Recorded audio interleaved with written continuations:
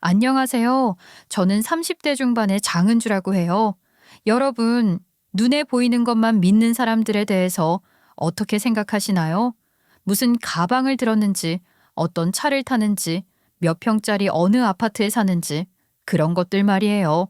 그게 그 사람의 전부인 줄 알고, 그런 것들이 없는 사람은 부족하거나 보잘것없는 존재라 여기며 무시하는 사람들이 많은 것 같아요. 눈앞의 허울로 사람을 가늠하려는 사람들은 그 자신이 얼마나 얄팍하고 무방비한 착각 속에 사는 것인지 정말 모르는 모양입니다. 어리석은 사람은 눈으로 듣고 귀로 본다고 몽테뉴가 그랬었나요? 속이 깊을수록 껍데기를 소박하게 입는다는 걸 모르는 사람들에게 저는 이렇게 말해주고 싶어요. 스스로를 낮추고 상대를 존중하는 것은 상대 때문이 아니라 나 자신 때문이라고 말입니다. 제가 오늘 하려는 이야기는 그런 사람들에 대한 이야기예요. 제가 겪은 그 사람들 뿐만 아니라 그런 생각을 하며 사는 모든 사람들에게 해주고 싶은 이야기가 될 수도 있을 것 같아요.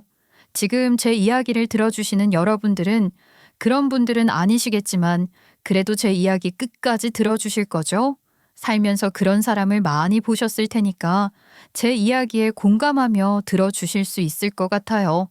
혹시라도 뜨끔하며 들으시는 분들이 계셔도 괜찮습니다. 제 이야기를 들으며 한 번 더 생각을 해보실 수 있게 된다면 더 좋을 것 같아요. 제가 겪은 일들을 본격적으로 하기에 앞서서 제가 어떻게 자란 사람인지 그런 이야기부터 조금 해볼게요. 저는 지방 소도시의 아주 평범한 집안 출신이에요. 제가 평범하다고 말씀은 드렸는데요. 사실 저희 집은 다소 보수적이고 유교적인 가풍을 가진 집안이었어요. 보이지 않는 기준이 명확했다고 할까요? 부모님은 체면을 매우 중요하게 생각하는 분들로 남의 눈을 몹시 의식하는 분들이셨어요. 근데 그게 뭔가 남들 앞에 나서서 잘난 척을 하며 허세를 부리면서 드러내려는 체면이 아니라 겸손을 미덕으로 생각하는 분들이셨던 겁니다. 부모님이 진짜 자주 하셨던 말씀이 나서지 말아였거든요. 남들 앞에서 목소리 큰 게 꼭 잘난 게 아니라며 낮은 자세를 미덕이라고 강조하시는 분들이셨어요. 무언가 자랑스러운 일이 생겨도 저희 가족은 그걸 대서특필하지 않았어요. 그러면 절대 안 되는 거고 그건 천박한 거라고 배우면서 자랐죠. 제가 아주 어렸을 때부터 엄마가 꾸준히 하셨던 봉사활동이 있는데요. 지역에 혼자 계시는 어르신들을 후원하는 봉사였어요. 엄마는 단체에서 함께하는 활동 외에도 시간이 될 때면 김치나 밑반찬 같은 걸 엄청나게 많이 하셔서 그분들께 일일이 갖다 드리기도 하고 그랬거든요. 저희 엄마가 손이 많이 크세요. 그러니 저는 엄마가 김장하듯이 한꺼번에 엄청 많은 양의 김치를 담그시는 걸 심심찮게 보며 자랐죠. 곱게 양념에 버무려진 김치가 산처럼 쌓이면 엄만 그걸 또 작은 그릇이나 봉지에 나눠 담고 배달을 다니는 거예요. 그러다 한 번은 옆집 아주머니가 그걸 보셨거든요. 어머, 은주 엄마, 이게 다 뭐야? 김치 아니야? 김장도 아니고 웬 걸 이렇게 많이 담았어? 어디 가져가는 거야? 아, 네. 그냥 배추가 좋아 보여서 좀 많이 담았어요. 세상에, 아무리 그래도 그렇지. 아, 이거 거기 가져가는 거구나. 은주 엄마 왜 봉사활동 하는 곳 말이야. 그치? 네, 뭐 많이 담았으니까 나눠 먹고 그러는 거죠, 뭐. 아이고, 요즘 같은 세상에 은주 엄마처럼 이렇게 하는 사람이 어디 있어? 나는 은주 엄마가 권해서 거기 한번 따라갔던 것도 힘들어서 다시는 못 가고 있는데 말이야. 아이, 은주 엄마는 참 대단하다 정말. 아니에요. 대단은요, 무슨. 같이 먹고 사는 세상인데 김치 몇 포기 나누는 게 무슨 대수라고요. 아무것도 아니에요. 저희 옆집 아주머니가 지나치게 호들갑을 떠는 경향이 좀 있는 분이시긴 하셨어요. 옆집 아주머니가 알게 되면 온 동네가 아는 건 시간 문제라는 얘기를 엄마가 한 번씩 하기도 하셨죠. 아빠도 옆집 아주머니 성향을 잘 아시니까 차에 타자마자 한마디 하시더라고요. 어휴, 이제 당신 김치 얘기 동네에 소문 다 나겠어. 그러게나 말이야. 괜히 좀 그러네. 그냥 조용히 하는 게 좋은데. 뭐 그렇게 대단한 일도 아니고 드러내놓고 자랑하는 것도 아니고 좀 그래. 불편하네. 누가 아니래. 봉사라는 게 말 그대로 봉사인데 괜히 뭐 좋은 일 좀 해놓고 생색이나 내는 사람 되는 거 아닌지 몰라. 나도 그게 제일 걱정이에요. 아유, 그게 제일 싫은데. 그러니까 엄마 아빠는 그 상황에서 옆집 아주머니가 엄마의 선행을 소문내고 다니는 게 불편해서 그걸 걱정하시는 거예요. 네, 좋은 거죠. 그런 부모님의 성향을 저도 존경하는 부분도 많았어요. 문제는 제 성향은 부모님과는 좀 달랐다는 겁니다. 저는 리더십이 강하고 앞에 나서서 무언가를 이끄는 걸 잘하고 또 좋아했어요. 제가 자란 곳이 작은 도시이긴 했지만 그래도 전 어렸을 때부터 최소 골목대장은 했었고 반에서는 늘 반장, 정교회장도 했을 정도로 남들 앞에 나서는 걸 좋아했고 즐겼어요. 왜 초등학교나 유치원 같은 교실을 보면 언제나 먼저 손을 들고 발표하고 싶어 안달난 것처럼 그러는 애들 있잖아요. 제가 바로 그런 애들 중 한 명이었거든요. 보통을 초등학교 저학년까지는 많이들 그러다가 학년이 올라갈수록 발표가 다 뭐예요. 선생님이랑 눈도 안 마주치려고 하는 거죠. 근데 저는 줄곧 그랬어요. 남들 앞에 나서서 제 의견을 말하고 제가 준비한 것들을 발표하는 게 너무 뿌듯하고 재밌고 그렇더라고요. 그렇게 적극적인 성향에 친구들과도 잘 어울렸으니 자연스럽게 반장을 하게 됐고 그렇게 한두 번 반장을 하면 얘는 리더십이 있는 아이라는 프레임이 저절로 만들어지고 그러잖아요. 그렇게 줄곧 반장을 맡아놓고 하기 시작했어요. 서울이나 더 큰 도시에는 더 심했겠지만 제가 살던 곳에서도 그런 자리를 놓고 하는 선거는 나름 치열했답니다. 공약이니 연설문이니 포스터니 제가 학교 다니던 시절만 해도 정보도 많고 그렇다 보니 애들 선거운동이 무슨 프로처럼 그렇기도 했어요. 슬로건 뽑고 피켓 만들고 급식 메뉴도 공략하고 부모님들이 직접 나서서 사람까지 고용하는 경우도 있었고 자금 지원도 빵빵하게 해주는 분들도 있었고 말이에요. 저희 부모님은 어떠셨을 것 같으세요? 이제 대충 짐작이 되시죠? 당연히 저희 부모님은 단 한 번도 관여하신 적이 없어요. 반장이 됐다고 하면 그제야 남들 앞에 서는 건 조심스러운 일이야. 눈에 띄면 좋은 말도 듣지만 괜한 말도 듣는 법이지. 그러니까 늘 말할 땐 스스로를 낮추고 조심해야 해. 알았니? 라는 우려의 말씀들을 해주셨을 뿐이에요. 아무리 그래도 정교회장까지 됐을 땐 칭찬 한마디 자랑스럽게 여기시는 것 같은 말 정도는 해주실 줄 알았는데 더더욱 말 조심해야 한다는 말씀만 하시는 거예요. 농담처럼 하는 말도 한 번 더 생각하라고 말이죠. 정교회장이라는 위치에 있으니 제가 하는 말은 다르게 들릴 수 있다고 저보다 잘난 애들도 또 못한 애들도 다 제가 하는 말을 다르게 들을 수 있으니 항상 조심하라고 당부 또 당부하는 말씀뿐이셨어요. 서운했었어요. 학교에서 인정받고 축하도 받았지만 정작 집에서는 우리 딸 최고야 라는 말을 듣지 못했으니까요. 그래도 다 저를 위해서 하시는 말씀들이라는 건 잘 알고 있었기에 서운함도 떨치려고 노력했던 것 같아요. 공부도 꽤 잘했기에 서울에 있는 대학으로 진학을 했는데 서울에 와보니 부모님 잔소리가 아니어도 저절로 겸손해질 수밖에 없겠더라고요. 서울에 와서 처음으로 마주하는 세상은 진짜 넓었고 그 안에 잘난 사람은 또 왜 이렇게 많은 거죠. 고등학교 때까지만 해도 저는 제법 괜찮은 아이였고 스스로도 그렇다고 자부했어요. 성적도 좋았고 전교회장까지 하면서 리더십도 발휘했고 학교에서나 어디서나 늘 칭찬을 듣고 주목받는데 익숙해져 있던 저였으니 서울 생활에도 자신이 있었거든요. 그런데 막상 캠퍼스에 발을 딛고 나니 제가 알던 세상이 전부가 아니라는 걸 금방 깨닫게 된 거예요. 신입생으로 첫 학기 전공 수업에 들어갔더니 교수님이 대뜸 영어로 뭐라고 질문을 하셨는데 저는 머릿속으로 교수님이 내어놓은 단어들을 조합해 해석하기도 벅찼어요. 근데 옆자리 친구는 유창한 영어로 자기 생각을 답변하더라고요. 조별 과제를 할 때 누구는 PPT 템플릿을 디자인해 오기도 했고 다들 고등학교 때부터 토론 과외라도 받은 것인지 너무 자연스러운 말투로 각자의 의견을 말하던데 저만 주눅이 든 것 같았죠. 물론 제가 사투리를 쓰는 것 때문에 더 위축됐던 것도 있었겠지만 모든 면에서 수준 차이가 난다고 느꼈던 것 같아요. 동아리에서 만나 가깝게 어울리게 된 친구는 제게 적잖은 충격을 줬어요. 그러니까 중학교 때부터 이 블로그를 운영했다는 거야? 와, 정말 대단하다. 아, 별거 아니야. 그냥 내가 어릴 때부터 사회적 이슈에 관심이 좀 많았거든. 그래서 관련되는 글들을 조금씩 써본 것뿐이야. 일기장 같은 거지 뭐. 아니, 대충 봐도 중학생이 썼다고는 믿기지가 않는데? 난 중학교 때 골목대장이나 하고 있었는데 말이야. 넌 진짜 말을 재밌게 하는 것 같아. 그래서 애들이 다 너 좋아하잖아. 아이, 나야 뭐 그냥 촌놈이지 뭐. 와, 너 근데 아프리카도 갔다 왔어? 대박이다 진짜. 음, 여행으로 간 건 아니고 NGO 활동 지원해서 갔던 거야. 큰 경험이 된 것 같긴 해. 앞으로도 그런 활동은 계속하려고.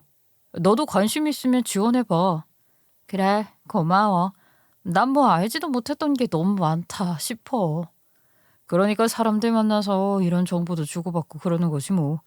요즘은 워낙 공개된 게 많으니까 좋은 정보 고르는 게 더 어렵잖아. 과연 맞는 말만 하는 겁니다. 저는 그저 고개만 끄덕였고 그때 느낀 감정은 솔직히 말해 초라함이었을 겁니다. 그 애들이 잘못한 것도 없고 저를 무시한 적도 없지만 아니 오히려 저만의 장점들을 찾아주고 인정해줬지만 괜히 저 혼자 스스로 작아지고 구석으로 밀린 것 같았어요. 쉽게 말해 자존심 상했죠. 열등감도 생겼고 말이에요. 그런데 시간이 조금 더 흐르면서 뭔가 깨달아지는 게 있었어요. 똑똑하고 잘난 그 애들은 잘난 척을 하지 않았던 거예요. 제가 뭘 모른다고 손가락질하는 사람도 아무도 없었고 오히려 저를 더 챙겨주려고 하더라고요. 그때 좀 알 것 같았어요. 진짜 잘난 사람은 잘난 티를 내지 않는다고 해야 할까요? 그런 건 티를 낸다고 해서 생기는 게 아니라 자연스럽게 드러나는 거라는 걸 깨닫게 된 거죠. 더불어 그런 무리 안에서 제가 그리 잘난 건 아니지만 그렇다고 딱히 못난 것도 아니라는 걸 알아가는 시간들이기도 했어요. 서울은 생각보다 컸고 저는 제가 생각하는 것보다 작은 사람이었지만 작다는 건 앞으로 더 커질 수 있다는 의미라는 것도 배워갔어요. 제가 모르는 게 많다는 것도 실감했고 더 발전해야겠다고 생각하면서 겸손이라는 것은 나를 낮추기 위한 것이 아니라 나를 지키기 위한 태도라는 생각을 갖게 됐어요.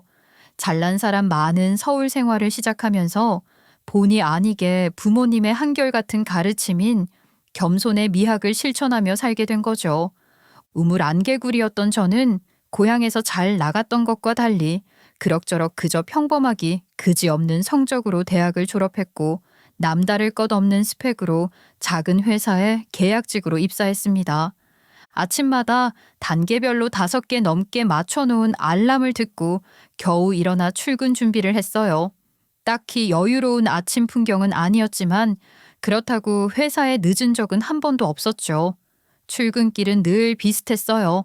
지하철 환승 구간에서 우르르 몰려드는 사람들 틈에 저도 휩쓸려 타고 잠깐이라도 앉아보겠다는 눈치 싸움도 해보고 음악은 틀지 않고 노이즈 캔슬링 기능으로 이어폰을 귀에 꽂고 회사에 도착해 제자리 컴퓨터 전원을 켜는 것으로 본격적인 하루를 시작했어요.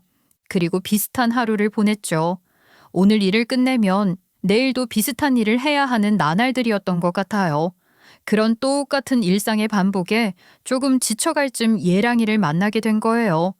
어느 비 오던 날 점심을 먹고 단골 카페에 들어가면서 우산을 접다가 실수로 제 우산 끝이 예랑이가 들고 나오던 커피를 건드리는 바람에 그게 다 쏟아지고 마는 사고를 치는 것으로 그 인연이 시작됐어요. 어머, 세상에. 어떡해. 정말 죄송합니다. 괜찮으세요? 정말 죄송합니다. 제가 칠칠 맞질 못해서 정말 죄송합니다. 아니, 뭘 그렇게까지. 전 괜찮습니다. 옷도 안 버렸고 커피만 쏟았을 뿐인데요, 뭐. 아이고, 이게 그쪽 우산으로 다 쏟아졌네요. 이게 그냥 커피도 아니고 휘핑크림까지 잔뜩 올라갔던 거라. 우산 이거 어떡하죠? 제가 더 죄송하네요. 아니에요, 아니에요. 제 잘못으로 이렇게 된 건데요, 뭐. 우산이야 닦으면 돼요. 음료는 제가 같은 걸로 사드릴게요. 주문 뭘로 하신 거예요? 커피는 뭐 괜찮아요. 사실 너무 칼로리 높은 걸 주문해서 죄책감 느끼고 있었는데 덕분에 몸에 안 좋은 거 덜 먹게 됐어요. 아니요, 그럴 순 없죠. 그럼 같은 거 말고 아메리카노나 뭐 다른 걸로 사드릴게요. 정말 괜찮습니다. 그보다 우선부터 닦으셔야겠어요. 이게 시럽이면 뭐 그런 게 장난 아닌 건데. 이리 줘보세요. 제 손수건이 큼직해서 잘 닦일 것 같아요. 예랑이는 제 잘못으로 벌어진 사고에도 쿨하게 대처하며 오히려 제 우산을 닦아주기까지 하더라고요. 첫인상이 아주 강렬했던 거죠. 그런 인연이 있고 나니 유독 더 자주 마주치는 것 같았어요. 편의점에서도 만나고 출퇴근길에도 우연히 마주치고 그런 식으로 말이에요. 그런 일이 반복되다가 다시 카페에서 마주쳤던 어느 날 합석을 하게 되었고 이후로 급속도로 가까워졌던 것 같아요. 저도 얘랑이도 그 카페에 자주 가는 편이었고 또 둘 다 주로 혼자 다녔던 탓에 가능했던 일이었겠죠. 알고 보니 얘랑이와 저는 바로 옆 건물로 출근하는 사이였어요. 얘랑이는 으리으리한 대기업 본사 빌딩으로 출근하는 대기업 직원이었고 저는 그 옆 빌딩 한 층도 아니고 사무실 한 칸 쓰는 작은 회사에 출근하는 사람이긴 했지만 회사가 지척이긴 했더라고요. 그렇다고는 해도 점심시간마다 쏟아지는 직딩이들 사이로 서로 마주치고 스쳐 지나갔어도 인지도 못하던 사이였는데 그 사건으로 인연이 된 거예요. 그 인연은 곧 연인 사이로 발전하게 됐어요. 예랑이는 조용하고 내성적인 듯하나 가까이 지내다 보면 잔정이 많고 따뜻한 사람이란 걸 금방 알 수 있는 그런 사람이었어요. 사귄 지 얼마 되지 않아 아직은 좀 조심스러웠을 때였는데 하루는 제가 일 때문에 스트레스를 좀 많이 받았었어요. 그런 상태로 퇴근하자마자 예랑이를 만났으니 저도 모르게 스트레스 받았던 것에 대해서 말이 툭 튀어나왔던 거죠. 진짜 오늘은 뭐 하나 제대로 되는 일이 없었어. 진짜 엄청 힘들었나 보네. 미안. 내가 너무 짜증을 냈나? 옆 건물에서 일을 하니까 퇴근하자마자 만나다 보니 감정 추스를 시간이 없었어. 미안해. 아니야, 괜찮아. 나한테 짜증내는 것도 아닌데 뭐. 그래, 이해해줘서 고마워. 그 얘긴 그만할게. 말해봤자 뭐해, 잊어야지. 우리 맛있는 거나 먹을까? 맛있는 거 먹는 것도 좋고 다 좋은데 말해봤자 뭐하나 싶은 그 마음이 제일 필요한 말일 때도 있잖아. 난 듣는 거 좋아하니까 말해봐. 들어주는 게 뭐가 힘들어. 그렇게 말해줘서 좀 많이 감동했어요. 제가 만나자마자 짜증 섞인 말투로 힘들었다고 말했던 것도 기분 나빠하며 얼마든지 그럴 수 있는 건데 오히려 저를 더 많이 이해해주고 얘기를 들어주겠다며 화풀이라도 하라고 부추겨주는 거예요. 사실 그거 힘들고 피곤한 거잖아요. 여러분도 잘 아시죠? 저도 잘 알거든요. 근데 예랑이는 그런 부분에 있어서 인내심도 많고 저를 많이 배려해준다는 느낌을 들게 했어요. 그런 예랑이 덕분에 만난 기간에 비해 더 많이 마음을 열 수 있었고 그만큼 더 가까워졌던 것 같아요. 저는 얘기하는 걸 좋아하는 사람이라 같이 수다 떨 수 있는 사람이 재밌다고 생각했었거든요. 근데 예랑이처럼 제 얘기를 잘 들어주는 사람이 제게 훨씬 더 잘 맞고 좋은 사람이란 걸 알게 된 거죠. 그뿐만이 아니라 예랑이는 무척 솔직하고 가식이 없는 사람이었어요. 남들 앞에 드러내고 싶지 않은 약점 같은 것도 크게 개의치 않고 스스럼 없이 얘기를 하곤 했거든요. 제 앞에서는 훨씬 더 그랬죠. 나 사실 초등학교 때까지는 말 더듬었었어. 발표 시간만 되면 식은땀 나고 선생님이 발표시킬까 봐 수업에도 집중 못하고 그랬다. 정말? 와, 상상도 못했어. 지금은 아무렇지도 않잖아. 전혀 몰랐네. 지금도 엄청 긴장하면 첫 음절이 막힐 때가 있어. 그래서 말수가 더 적어진 것 같기도 하고. 아, 그랬구나. 근데 얘기 안 하면 진짜 아무도 모를걸? 그렇긴 해. 근데 자기가 워낙 말을 잘하고 재밌게 하고 그러니까 문득 부럽다는 생각이 들어서 내 얘기를 하게 됐네. 정말? 내 얘기 듣고 있으면 재밌어? 그럼 그래서 내가 자기랑 같이 있으면 많이 웃잖아. 나는 말하는 거 좋아하고 자기는 듣는 거 좋아하고 우리 찰떡궁합이네? 뜬금없이 어렸을 적 콤플렉스였던 걸 고백하는 것처럼 얘랑이는 숨기고 싶을 것 같은 약점도 솔직하게 나누려는 사람이었어요. 전 사실 남들 눈을 너무 의식하는 부모님 밑에 자랐잖아요. 그래서 그런지 그렇게 자기 방어벽 없이 솔직하게 자기를 드러내는 사람에게 제가 좀 더 약한 것 같기도 해요. 예랑이의 그런 모습에 제가 정말 홀딱 반해버렸거든요. 제가 30대 중반, 예랑이는 후반으로 넘어가는 시기, 그러니까 결혼 정년기라 할 수 있는 시기에 만났으니 자연스레 결혼 생각을 하게 됐던 것도 있지만 예랑이의 그런 모습들이 너무 좋았기 때문에 그럴 수 있었어요.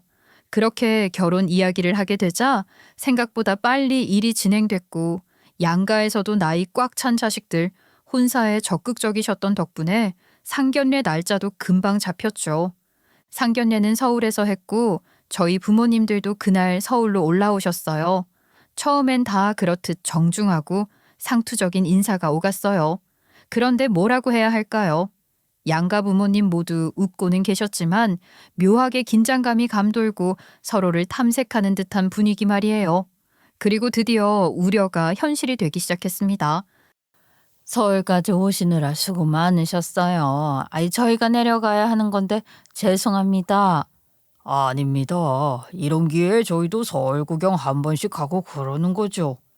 아무래도 지방에 살면 좀 답답한 건 있을 것 같아요. 모처럼 오셨으니까 구경 실컷 하세요. 서울이 뭐 공기만 안 좋고 특별히 좋은 게 있나요? 저는 그렇게 조용한 곳에 사시는 게 부럽습니다. 네, 살기는 좋아요. 부족한 부분은 가끔 이렇게 서울 와서 채우고 가고 그러면 되니까요. 지방이 아무래도 집값도 싸고 그런 건 있죠. 지방 살다가 서울 와서 살려면 아유 힘들 거예요. 뭘 우리 예비 며느리도 혼자 서울 와서 잘만 살고 있는데. 그거랑 같아요.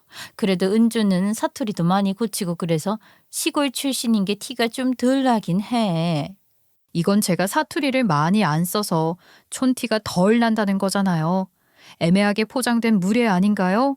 예비 시모는 말끝마다 지방 출신, 심지어 시골 운운하면서 저희 부모님과 저를 무시하는 겁니다. 저희 부모님이 지방 출신이긴 하지만 저희 집 그럭저럭 괜찮거든요. 근데도 그러니까 저부터 짜증이 나는 거예요. 그 정도에서 그쳤으면 또 몰라요.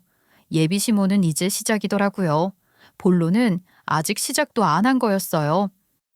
결혼식을 신부 쪽 지역에서 한다 어쩐다 하는 것도 다 옛말이긴 하지만 그래도 어떻게 결혼식도 서울에서 하는 게 괜찮으신지? 네. 그렇잖아도 그 말씀 드리려고 했습니다. 서울에서 하는 걸로 아시지요. 어차피 저희 딸도 지금 서울에 살고 있기도 하고 그게 좋을 것 같습니다. 그래요. 식장이나 뭐나 서울이 훨씬 낫죠.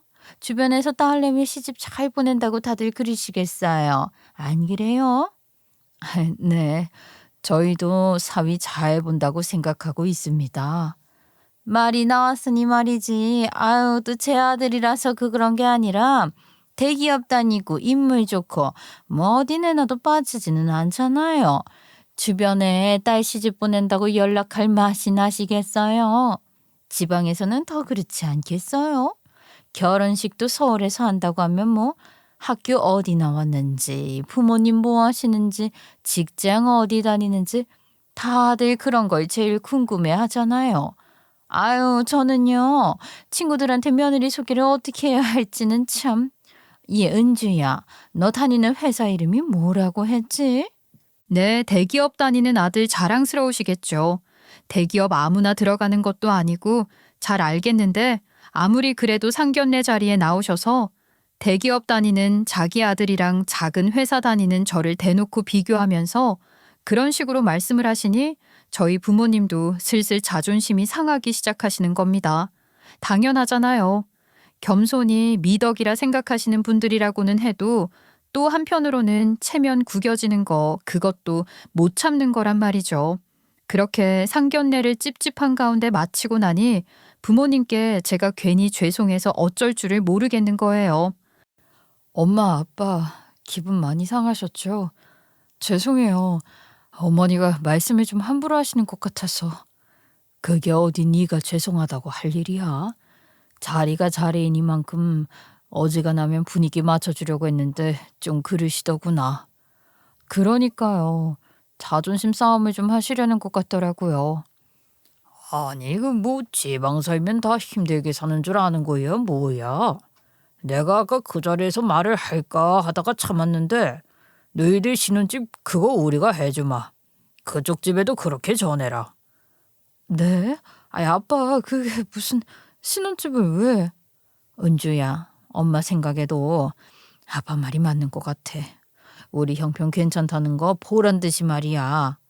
아무리 그래도 뭘 그렇게까지 해요. 아이 그건 좀.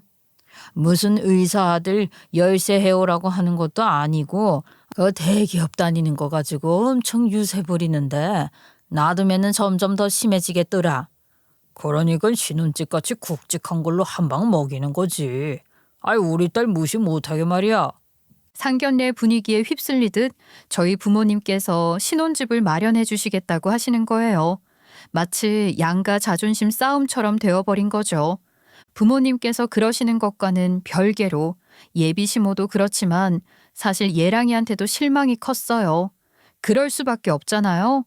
그저 내성적이고 조심스러운 사람이라고만 생각했는데 자기 엄마가 상견례 자리에서 그렇게 무례한 말을 하는데 그걸 다 듣고도 말 한마디 못하고 중립 아니 방관적인 태도를 유지하는 건 분명 제게 실망스럽고 혼란스러운 상황이었어요. 그냥 넘어갈 수는 없겠더라고요. 어떻게 그 상황에서 그렇게 가만히 듣고만 있을 수가 있어? 응? 뭐가? 무슨 상황을 말하는 거야? 내가 무슨 말하는 건지도 모른다고? 상견례 때 말하는 거잖아. 아, 그거. 아이, 우리 엄마가 말투가 좀 그랬지. 뭐? 좀? 그게 좀이야? 그리고 그게 말투 문제라고 생각해? 어머님 정말 너무 하셨던 거야. 그런 상황이면 자기라도 나서서 중재를 하려고 하든지 뭔가를 했어야 하는 거 아니냐고. 그게 어른들 말씀하시는데 끼어드는 게 예의 없는 것 같기도 하고 그랬지 뭐. 어쩜 그렇게 무심하게 말해? 그날 우리 엄마 아빠 나 내 심정이 어땠을지 짐작 안 돼? 그게 아무렇지도 않은 거야. 자기가 이러면 내가 자기를 어떻게 믿고 살겠어? 저도 모르게 그 말이 입에서 튀어나가는 순간 심장이 먼저 철렁하고 내려앉는 것 같았어요. 그렇게까지 말할 작정이었던 건 아닌데 그런 말이 툭 튀어나오는 걸 보고 그게 진짜 제 속마음이라는 걸 알겠더라고요. 제가 그렇게 강하게 말하니 예랑이는 그제야 미안하다며 자기 변명을 하기 시작하는데 그런 얘기들을 들으면 들을수록 점점 더 실망스러운 거예요. 결국 자기 엄마한테는 아예 자기 주장 같은 걸 하지도 못하는 사람이라는 확신만 들었죠. 어렸을 때부터 부모 앞에서는 항상 조심스러워했다는 얘기, 특히 예비 시모 앞에서는 더욱 그런 것 같았고 그게 버릇처럼 굳어진 것 같았어요. 그런 거라면 결혼해서도 비슷한 상황이 되면 예랑이는 아무것도 안 해줄 테고 그럼 저는 그 상황을 계속 참아야 하는 걸까요? 아님 저라도 나서서 시모한테 반기를 들었다가 버릇없는 며느리라는 소리만 듣고 시집살이를 더 심하게 살게 되는 걸까요? 저는 결국 말끝을 삼킬 수밖에 없었어요. 처음부터 화를 내려던 건 아니었거든요. 그런데 뭔가 무기력함을 느꼈던 것 같아요. 그저 실망이었죠. 그렇게까지 자기 부모 앞에서 작아지는 사람일 줄은 몰랐으니까요. 조용하고 내성적이어도 따뜻한 사람이라 생각했고 배려심이 깊은 사람이라 생각했는데 그저 무력한 자기 방어와 그 한계를 분명히 알게 된 것 같았습니다. 결국 답답함이라도 좀 풀어보려 시도했던 대화는 아무 도움이 되지 않았고 저는 아무것도 얻지 못한 채 이런 사람을 과연 믿고 살 수 있을까 하는 의구심만 생기기 시작했어요. 예비 시모도 부담스러운데 중간 역할을 전혀 해줄 것 같지 않은 예랑이를 두고 고민이 됐던 겁니다. 그럼에도 불구하고 결혼 준비는 제 뜻과는 상관없이 잘 흘러가고 있었어요. 부모님은 제 신혼집으로 적당한 집을 골라주셨고 예랑이와 상의 끝에 그 집에 계약을 앞두고 있는 상황이었는데 예비 시모가 만나자고 하셔서 신혼집 말씀도 드릴 겸 나간 거예요. 어머니, 그렇잖아도 신혼집 계약하기 전에 어머님께도 말씀을 드리려고 했는데 먼저 만나자고 하셔서 잘 됐다 했어요. 그러니 오늘은 예단 얘기를 좀 해야 해서 너 혼자 나오라고 한 거였는데 일단 신혼집 얘기부터 듣자꾸나. 그래, 어떤 집이야? 회사 출퇴근하기 좋고 주변 인프라도 괜찮은 동네예요. 물론 아파트겠지? 몇 평이니? 그 아파트 브랜드는 뭐니? 아, 네. 아파트긴 한데 요즘 알아주는 신축 브랜드는 아니고 좀 오래된 17평짜리 아파트인데 구조가 잘 빠져서 넓어 보이더라고요. 뭐? 17평? 얘 너 지금 장난하니? 개집 하나 넣고 나면 꽉 차겠네 그냥. 그게 어디 집이야? 이거는 뭐 파혼당하고 싶단 소리도 아니고 우리 아들 어느 회사 다니는지 몰라서 그래? 수준 좀 맞추거라. 너희 부모님도 참 그렇다. 겨우 17평짜리 해주려고 신혼집 해준다고 하신 거라니? 정말 기가 막혔습니다. 속에서 뭔가 부러지는 소리가 들린 것 같았죠. 제 손끝은 떨렸고 입 안이 바싹 말랐어요. 대기업이 그렇게 대단한 건가? 그게 사람의 전부라도 되는 건가? 그게 무슨 큰 벼슬이라고 그걸로 다른 사람을 재단하고 평가하고 이렇게 무례한 말로 짓밟을 수 있는지 도저히 받아들일 수가 없었어요. 너무 기가 막히고 화가 나서 말문이 막히더군요. 심지어 저뿐만 아니라 제 부모님을 향한 조롱이기도 하다는 게 더 치가 떨렸죠. 자기 말 한마디 한마디에 값이 매겨져 있다고 착각하는 듯한 예비 시모, 저를 이미 자기 아들 수준에 한참 못 미치는 신부감이라 생각하고 그걸 만회하려면 17평짜리 신혼집으로는 어림도 없다며 파혼 소리를 꺼내는 예비 시모에게 제 기준과 제 상식, 제 방식대로 해줘야겠다고 생각했습니다. 17평짜리 신혼집이 부족하다고요? 함부로 말해도 되는 거라고 생각하지 마세요. 어머 얘 좀 봐. 너 지금 나한테 눈 그렇게 치켜뜨고 뭐 어쩌자는 거야? 너 정말 파혼당하고 싶어서 환장했니? 네가 어디 가서 내 아들 같은 남자를 다시 만날 거라고? 이것 보세요. 정말 보자 하니까 더 이상 못 봐주겠네. 아줌마, 그쪽 아드님 백수 만들어줄까요? 뭐? 너 지금 뭐라고 했어? 이게 미쳤나? 야, 이게 어따 대고? 이봐요, 아줌마. 그쪽 아들 땡땡 유통 2팀 납품 조정 담당이죠? 우리 회사랑 곧 거래 조정 들어가는 게 있는 걸로 아는데 계약 연장 안 하는 걸로 해버리면 당신 아들 입장이 아주 곤란해질걸요? 이게 대체 뭐라는 거야? 저는 얼굴이 시뻘개질 정도로 흥분해서 당장이라도 달려들 것 같은 예비 시모 앞에서 조용히 2장의 명함을 꺼내 얄밉게 내려놨죠. 무역대표 FTA 전략 자문위원이라고 적힌 명함 한 장과 거의 대기업 납품 라인인 주요 거래처 리스트가 적힌 2번째 명함이었습니다. 어차피 명함 들여다봐야 뭔지도 모르겠지만 대기업 리스트가 쭉 적힌 것과 대표라는 직함만으로도 이미 예비 시모는 사색이 되더라고요. 그쪽 아들 백수 만들어주겠다 소리까지 했으니 제가 꺼내놓은 명함을 들고는 꽁무니를 빼며 도망치듯 달려나가는데 그 모습이 정말 쥐구멍으로 사라지는 쥐새끼가 따로 없었어요. 그 명함 들고 얼른 대개 아들한테 가서 사실 확인해 보시든지요. 얼마든지. 저희 예비 시모만큼은 아니어도 여러분들도 많이 놀라셨을까요? 제가 지금까지 정확히 말씀을 드리지 않고 있었던 제가 하는 일에 대해서 드디어 제대로 이야기를 할 때가 된 것 같아요. 저는 예비 시모 같은 사람 눈에는 무척이나 평범해 보였겠지만, 아니 우스워 보였겠지만 나름 업계에서 영향력 있는 수출입 컨설팅 전문가랍니다. 작은 사무실 한 칸에 데리고 일하는 직원이 많은 것도 아니니 겉으로 드러나 보이는 모습은 별것 없어 보였을지 몰라도 실속이 있다고요. 사실 예비시댁에는 제가 회사를 운영한다고 하진 않았고 그저 작은 회사에서 일을 하고 있다고만 얘기를 했어요. 제가 부모님 덕분에 겸손에 대해 조교육을 좀 잘 받았어야죠. 잘난 척을 못했지 뭐예요. 농담처럼 들리실지도 모르지만 실제로 그런 영향도 있어요. 특히 제가 서울에서 대학 다니면서 저절로 겸손의 덕목을 갖춘 사람이 되기도 했잖아요.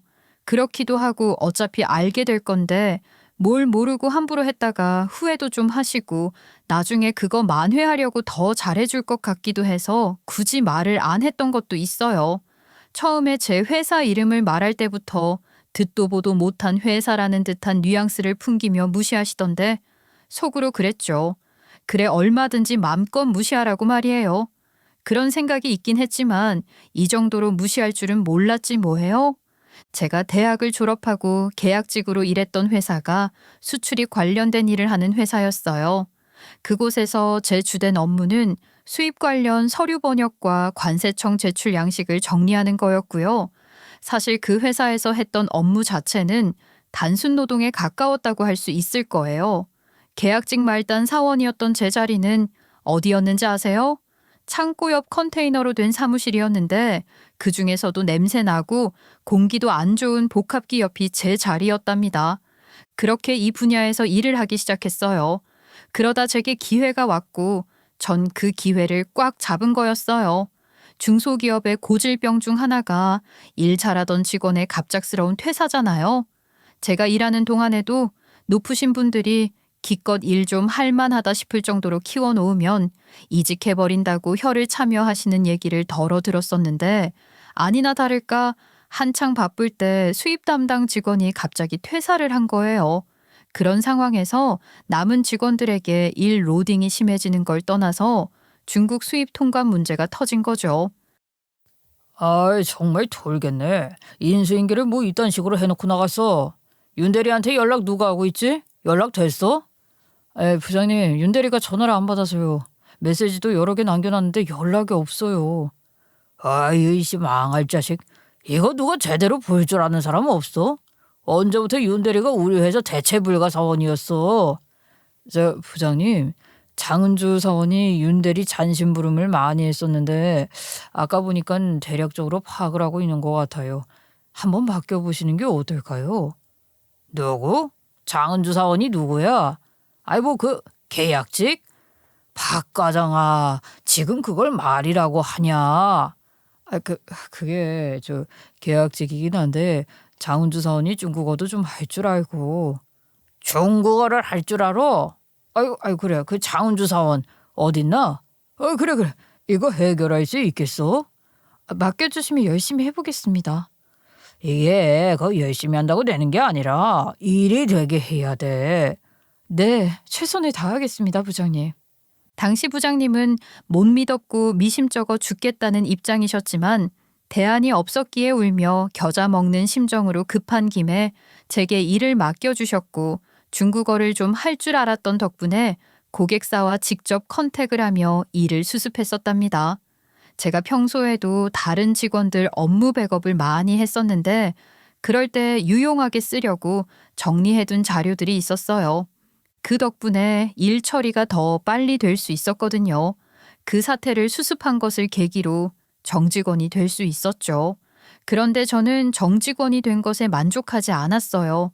그건 제게 온 소중하고 새로운 기회라고 생각했거든요. 애초에 그 회사에서 정직원이 되는 게 목표가 아니었으니 저는 정직원이 되고 난 후 더 열심히 공부했던 것 같아요. 회사 다니면서 무역 영어는 기본, 중국어와 일본어 실력을 더 끌어올리기 위해서 학원을 다녔고 관세사 관련 강의, 통관 실무 교육 등 시간이 허락하는 한 다 들으러 다녔고 자격증도 여러 땄어요. 다른 직원들처럼 그렇게 스펙 쌓아서 더 좋은 회사로 이직을 하려고 했던 것도 아니었고 그냥 그 상황에서 제가 할 수 있는 것들을 가장 열심히 했던 거였죠. 그러니 당연히 회사 일도 진짜 열심히 했는데 회사 재정 악화로 구조조정을 해야 하는 상황에서 퇴사 수순을 밟게 됐어요. 아무래도 계약직으로 입사했던 것이 페널티가 됐던 것 같기도 해요. 계약직으로 입사해서 능력 인정받아 정직원 됐고 누구보다 일도 열심히 했는데 그렇게 잘리는 게 솔직히 좀 억울했어요. 잘하고 있다고 생각했는데 저를 평가하는 사람들에게는 여전히 계약직 출신이라는 꼬리표가 더 의미가 큰 것 같았으니까요. 퇴사하고 다른 회사를 알아볼 수도 있었지만 다른 회사들도 상황은 다 비슷하지 않을까 그런 생각이 들더라고요. 저라는 사람을 제가 가진 능력과 성실감 또 잠재력으로 봐주는 회사를 찾는 것은 쉽지 않다는 생각이 들었고 고민 끝에 수출입 컨설팅을 해주는 1인 기업을 차린 거예요. 말이 좋아 1인 기업이지 그냥 블로그를 하나 개설해놓고 무작정 시작했던 거였어요. 작지만 빠르고 정확한 통관 파트너를 표방하며 주로 스타트업과 소상공인을 타깃으로 서비스를 시작했어요. 이게 일이 들어올까 했는데 그래도 덜어 문의가 오더라고요.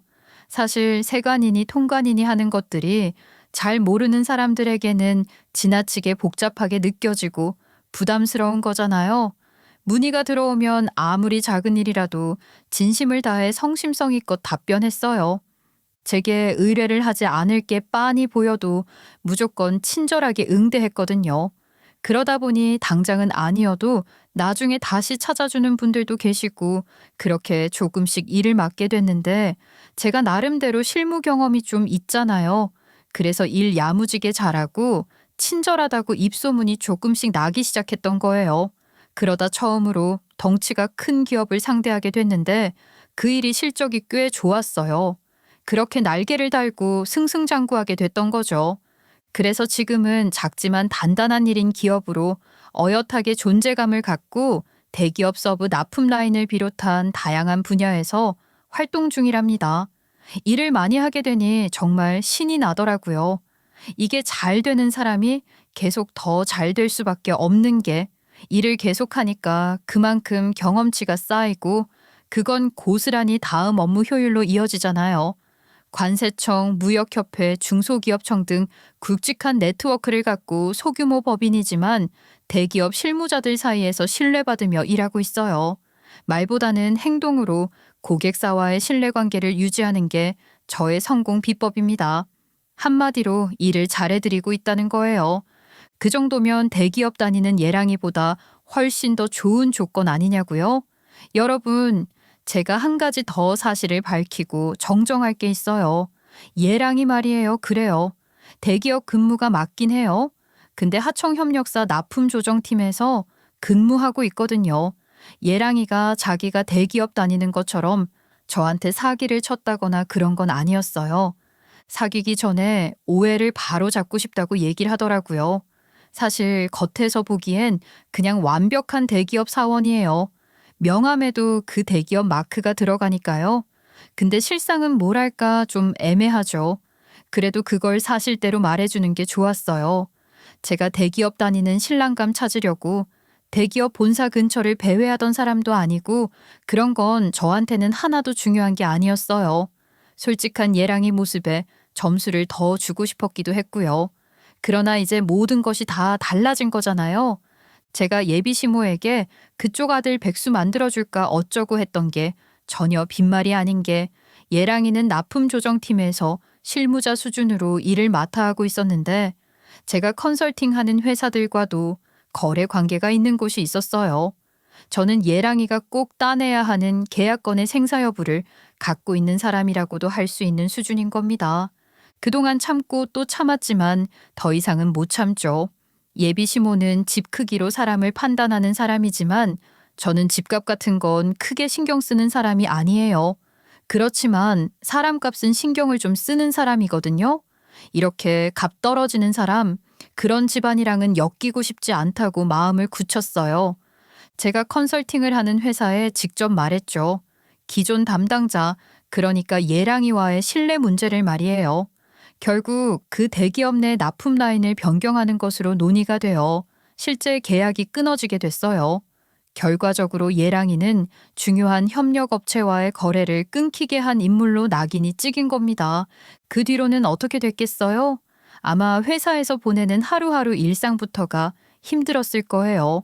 마침 인사평가가 기간이 코앞이었던 시점이었기에 그 영향은 바로 최저점으로 이어졌고 말도 안 되는 타부서 전환을 제안한다거나 하는 식으로 실질적으로는 이미 그 조직 내에서 백수 신세나 다름없게 됐다고 하더라고요. 그러다 퇴사 수순을 밟게 되지 않을까 싶어요. 상황이 그렇게 되니 예랑이가 절 찾아와서 울고불고 매달리더군요.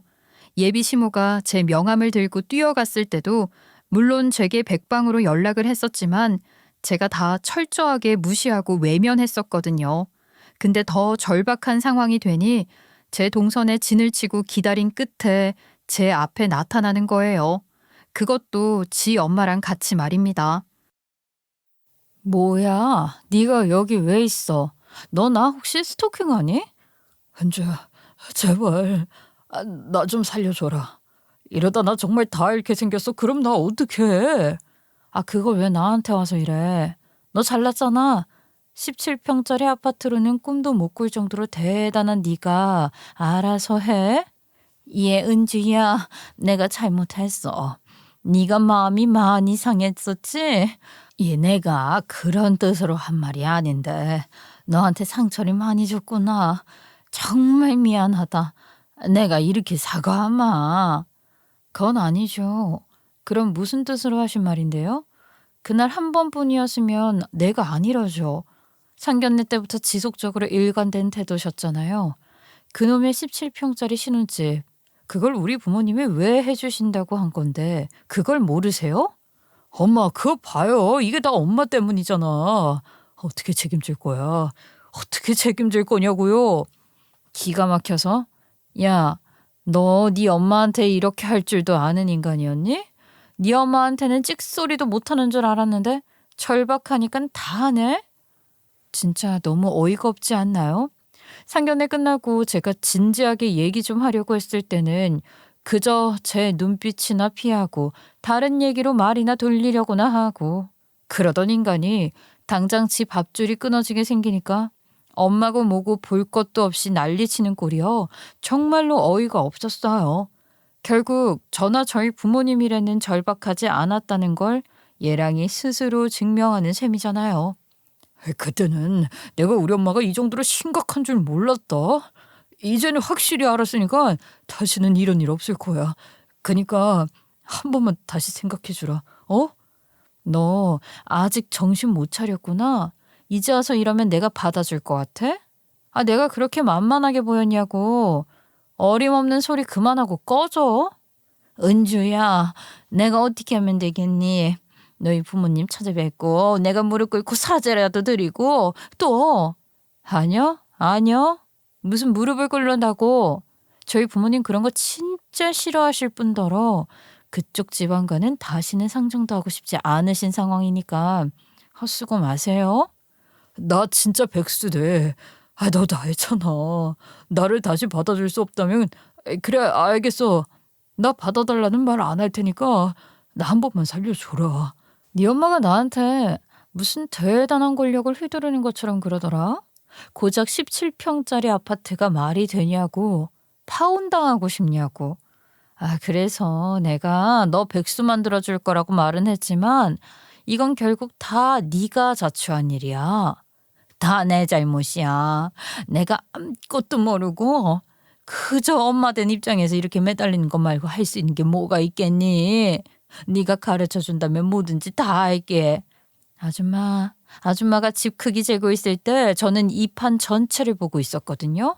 아, 그거 다 쓸데없는 소리니까 그쪽 아들 데리고 가시고 다시는 찾아오지 마세요. 아시겠어요? 저는 그렇게 파혼했습니다. 제게 파혼은 사이즈 안 맞는 운동화 반품하는 것보다 간단했던 것 같아요. 물론 믿었던 사람이 제가 생각하는 것과 전혀 다른 사람이었다는 걸 경험하는 게 아무 일도 아닌 건 아니죠. 사람이 무섭기도 하고 허탈하기도 했어요. 그렇지만 이 일로 모든 관계에 대해 마음을 닫고 지나치게 경계할 필요는 없다고 생각하고 있답니다. 그저 모든 사람에게 좋은 사람이 될 필요는 없다는 걸 느끼고 있어요. 저는 평온한 제 인상을 변함없이 열심히 살고 있지만 똑같이 떠오르는 태양과 늘 읽던 책 같은 것들마저 저를 더 단단하게 만들어주는 것 같아요. 그만큼 저 자신에 대한 믿음이 커졌다고나 할까요? 이만큼 또 잘한 게 아닌가 생각하고 배운 것들은 잊지 않으려고 한답니다. 남자 보는 눈도 조금 생긴 것 같아요. 그리고 남자 없으면 또 어때요? 내가 좋아하는 일들 하며 잘만 살 텐데요. 여러분, 저 조금 더 어른이 된 것 같죠? 제가 겪었던 일들이 분명 상처를 남기기도 했으니 그런 일을 겪지 않았더라면 더 좋았을 수도 있지만 파혼으로 끝난 이 경험을 저는 천운이라고 생각하려고요. 제 인생에 그리 큰 영향을 미치지 않게 마무리할 수 있었잖아요. 그런 인간, 그런 집안인 걸 모르고 미래를 함께하기로 했다면 어쩔 뻔 했겠어요? 저는 앞으로도 늘 겸손한 자세로 사람을 대하고 겉으로 드러난 것들 외에 진짜 모습을 보는 사람이 될 거랍니다. 제 이야기 이렇게 끝까지 들어주셔서 너무 감사드려요.